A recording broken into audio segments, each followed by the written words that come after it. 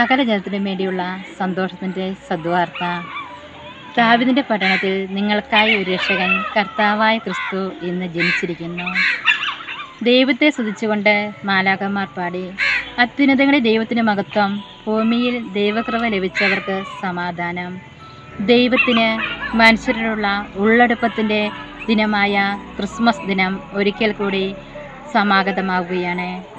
ദൈവസ്നേഹം മനുഷ്യാവതാരം ചെയ്തതിൻ്റെയും ദൈവത്തിൻ്റെ കാരുണ്യം മനുഷ്യരുടെ ഇടയിൽ കൂടാരമടിച്ചതിൻ്റെയും സദ്വാർത്തയായി തിരുപ്പിറവി ഒരിക്കൽ കൂടി അനുസ്മരണയുമായി എത്തുമ്പോൾ നാം കൂടുതൽ നന്മയുള്ളവരും നന്ദിയുള്ളവരുമായി മാറണമെന്ന് നമ്മെ ഓർമ്മപ്പെടുത്തുന്ന ദിനം കൂടിയാണ് ക്രിസ്മസ്.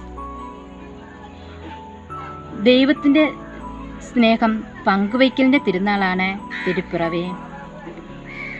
ദൈവമായിരുന്നിട്ടും ദൈവത്തിൻ്റെ പ്രഭാവം കൈവെടിഞ്ഞുകൊണ്ട് മാനവരക്ഷകനായി മണ്ണിൽ വന്ന് പിറന്നവനാണ് ദൈവം. വിനീതരായ ആട്ടിടയന്മാരെ പോലെയും ത്യാഗങ്ങൾ സഹിച്ച് ബെത്ലഹേമിൽ എത്തിച്ചേർന്ന് യേശുവിനെ കണ്ട ജ്ഞാനികളെ പോലെയും നമുക്ക് ഈശോയെ കുമ്പിട്ട് ആരാധിക്കാം.